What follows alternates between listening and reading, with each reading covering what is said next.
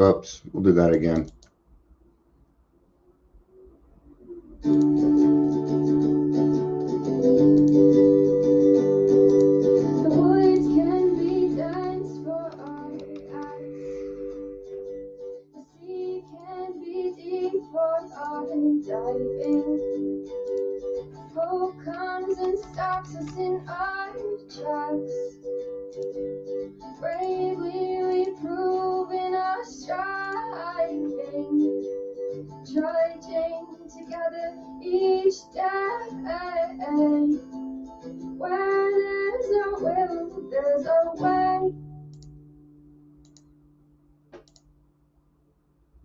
It'd be nice if they just let me post to multiple groups at once. Or I can just go down, click, click, click, and share to those ones. They don't like to make it easy, because then a bot would come along.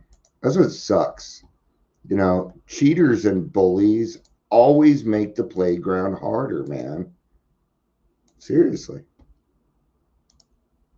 You know, selfish people, they make this life a little bit harder, don't they? I would know. I was a pretty selfish person for a while. And I certainly did not make other people's lives easier.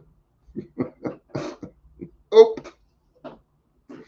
even at work, I couldn't make it easier. You know, that was my job, to make it easier for the owner or whatever, right? I hate working for other people. It's always drove me nuts.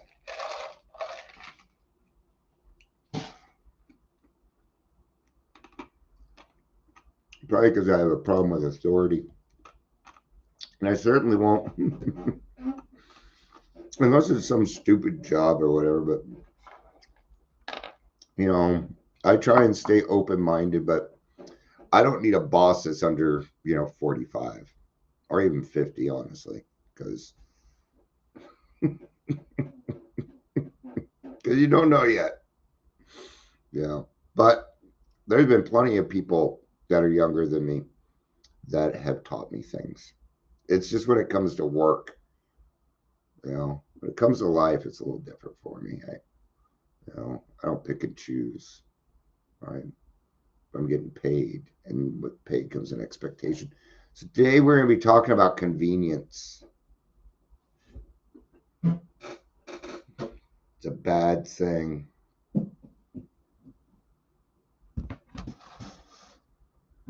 You always pay a price for convenience. Always. There's a price to it. We don't think so. What are some of the conveniences in our life?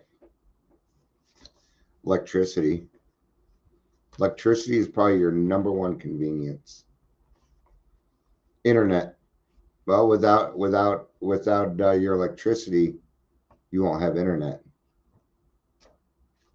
So not even that, right? House of Nana. I like that. That's a neat name. I like that. Nana. Rolls off the tongue. Welcome. Bye. So that's what I don't really like about Instagram. So I'm just getting used to it. So I'm only on it so I can help more people. So, um, just kind of give everybody. I'm just here to help start conversations. I know I'm not the only person at home trying to work through this stuff. You know, um, all right. So today we're going to be talking about. We live in what's called a microwave age. That's what I like to call it. So welcome to Daily Trudge. My grandkids aren't here yet, so I figure I'd come online. They're supposed to be here at 4:15. They're running late. If you're here, please say hello. Well, my daughter is running late. She lives in the other side of town. So if you're here, please say hello, whether you're watching the live or the rewatch. It's funny because nothing will pop up on YouTube until somebody is on, which is always kind of weird. So I'm going to be reading out of the big book. I'll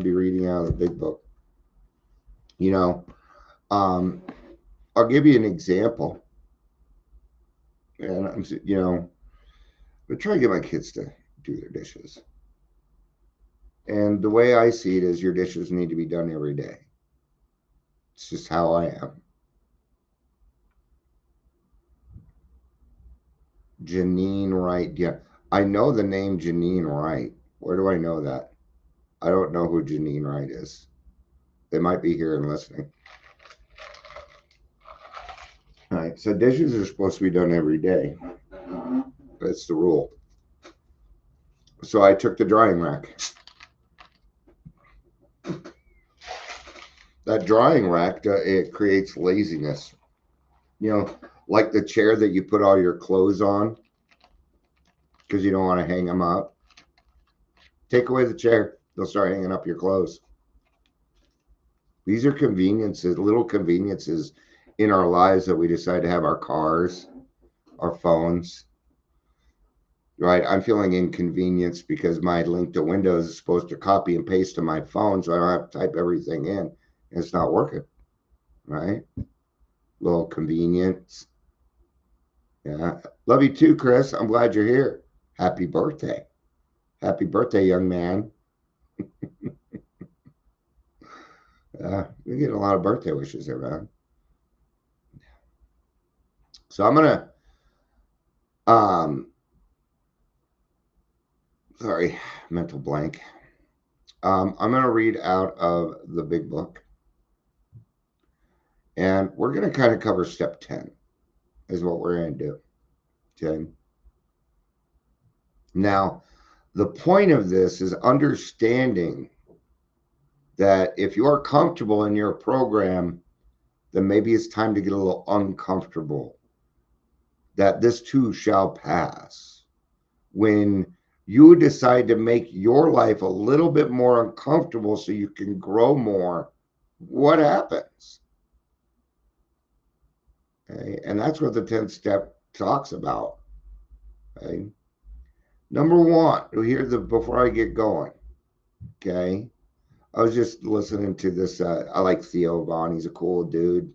Yeah. He's just a guy trying to help other people like me. And some guy called in. He said, I've thought about this. And, if anybody ever talked to me the way that I talk to myself, I would have to hurt them.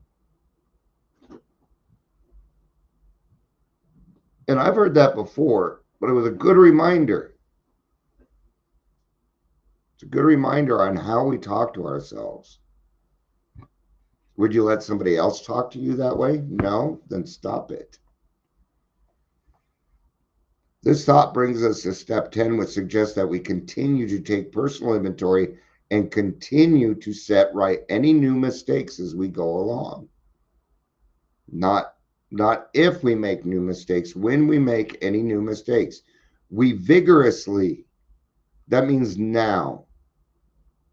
Vigorously means now and with enthusiasm. Okay? Vigorous is an action. And it means to get into action that causes good things. Commence this way of life as we cleaned up the past. I've been on my step 9 for 3 months now. What? No, you do not hang out on the 9th step for very long. Let's get a couple of those under our belt and let's get to step 10. I usually like about 3 of them done. Yeah. And then every week I ask, how are we on our 9th step? And they may have started their 9th step 6 months ago. Okay, but we're not going to hang out on the 9th step or we'll be there forever. And that's what they're saying here. Okay, so it says that we vigorously commence this way of life as we cleaned up the past. I'm still working on several of my amends. I'm now getting to my financial amends, or at least I'm trying to. I'm praying about them. Okay. Our next function, we have entered the world of the spirit. Okay. That is an instruction. We have entered it. Our next function, here's another instruction. Our next function is to grow in understanding and effectiveness. This is not an overnight matter. It should continue for our lifetime. Continue to watch for selfishness, dishonesty, resentment, and fear. When these crop up, we ask God at once to remove them. When? Not an if, right? We discuss them with somebody immediately and we make amends quickly if we have harmed anyone. Okay? 10th step covers 4 through 9. 4 through 9. Okay? We discuss them. Then we resolutely turn our thoughts to someone else we can help. Love and tolerance of others is our code. There's 3 things there. There's 3 things. And I can almost guarantee you don't do the last thing. Because I hear everybody in meetings. Okay? So if you do something, what you're supposed to do is talk about it so that you're supposed to stop, think about this, talk to somebody else, make an amends if necessary, and then help another person. It says it right there. Then we resolutely turn our thoughts to someone we can help. There's 3 steps to that, not 2. That's why it may not be working for you. What are you doing? It's humility. You're double downing on God. Hey, God, I screwed up. So not only am I going to make an amends, I'm going to go help somebody else too, to ensure that I am doing the right thing. Man, am I just running people off this week? If you don't want to get fucking recovery, don't listen to me, man. Don't.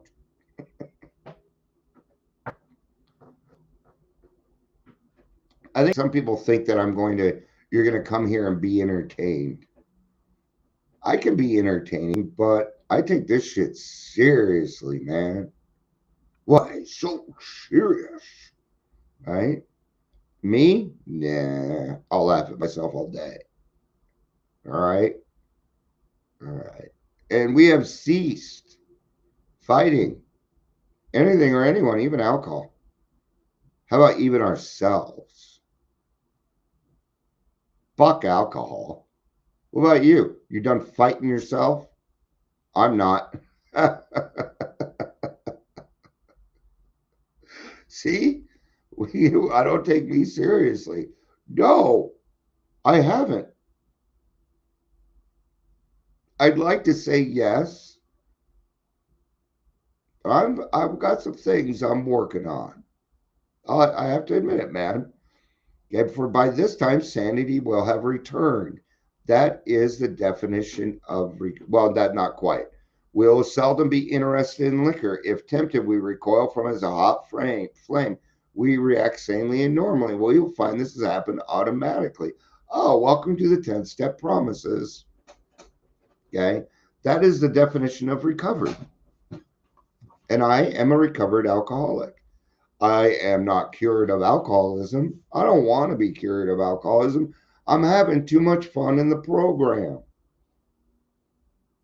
If I was cured of alcoholism, I'd lose all you. That would suck. I don't want to be cured. If they came out with a cure, I wouldn't want it. Because there's nothing wrong with me. I don't need to be cured. I got God. What do I need to be cured from? That's why there'll never be a cure for alcoholism. Alcohol leads them to God. There's already a cure. All right. We will see that our new attitude toward liquor has been given us without any thought or effort on our part. It just comes. That is the miracle of it. We are not fighting it, neither are we avoiding temptation. We feel as though we've been placed in a position of neutrality, safe and protected. We have not even sworn off. Instead, the problem has just been removed. Does not exist for us. We are neither cocky nor are we afraid. That is our experience. This is how we react so long as we keep in fit spiritual condition. Okay, did you read that? There's a condition there. They're using it differently than I want to use it, though. Okay, but that is a condition to me. I have to stay spiritually fit. Now I tell you something. The fourth step makes that's the number one step people go out on. The number two step, 10. Yep, 10. You want to know why? Because you feel better. Oh, life, by the time you hit 10, life's fucking great. 10 is where your mind will tell you, you don't need AA. You don't need those people. How do I know this? Because I watched it. I watch it. I watch it. I'm on my ninth step. They disappear. They didn't understand something. There were some things they didn't understand. Who does this fall on? Well, probably the sponsor because they didn't cover it. You know, ninth step is about justice, not forgiveness. And that was the problem. And I know it. How do I know? Because I went through it too. I was there too. You know, I hit my 10th step and I got cocky, right? I got cocky. And this is when I was younger. I was 19.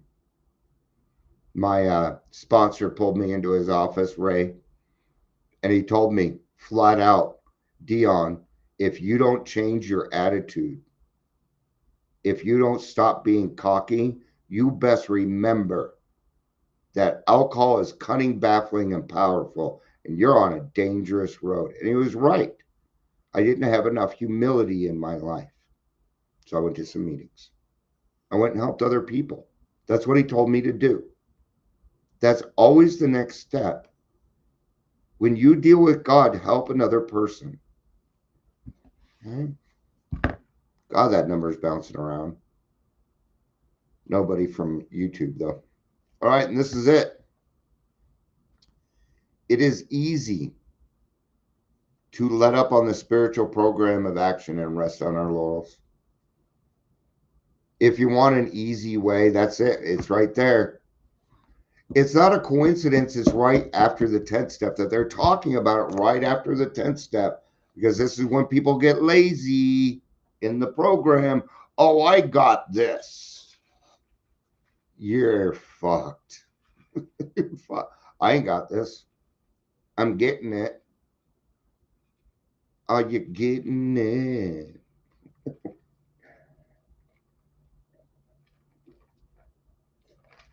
A little bit of Def Leppard there. All right. So, do you want to know? Do you want to know when you're in danger? When everything's easy. When everything's easy. When everything's going your fucking way. There's something wrong. There's something wrong. Life does not work that way. This too shall pass. And you'll know the difference. You'll know the difference. You'll know the difference. Chris, don't whine to me right now. No whining. I love you, but I'm not going to tolerate it today, man. You can't keep coming on here with a bad attitude. Okay? I love you. That's not true. And I tell you something. You think you being here doesn't have an effect on me? I do better when you're here. So don't tell me you can't help anyone. You're helping me right now. I'll slap you across your face, boy. I love you, dude. All right. We're headed for trouble if we do, for alcohol is a subtle foe. We are not cured of alcoholism. What we really have is a daily reprieve contingent on the maintenance of our spiritual condition. You know, some days my spiritual reprieve sucks, but I work with it. I have to. I don't have a choice. You know, I only get today.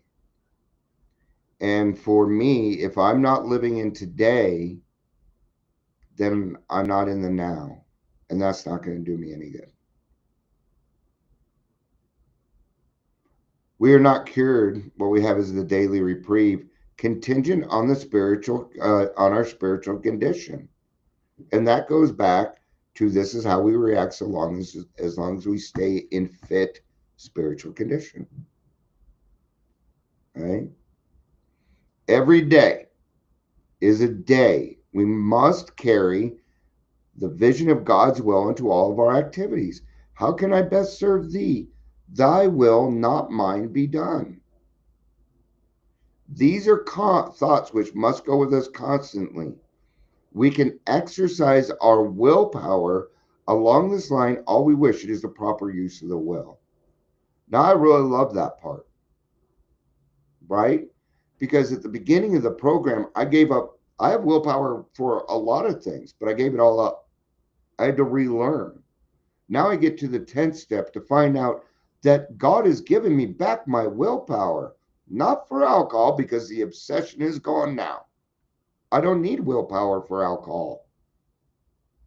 It's not there, right? Because I've ceased fighting everyone and everything, which is the hardest thing to do. I think that was so hard. Okay? So if I can do that, then it's the proper use of the will, even when I'm having a bad day. So, well, I hope that helps someone. All right. I love y'all. Peace out. And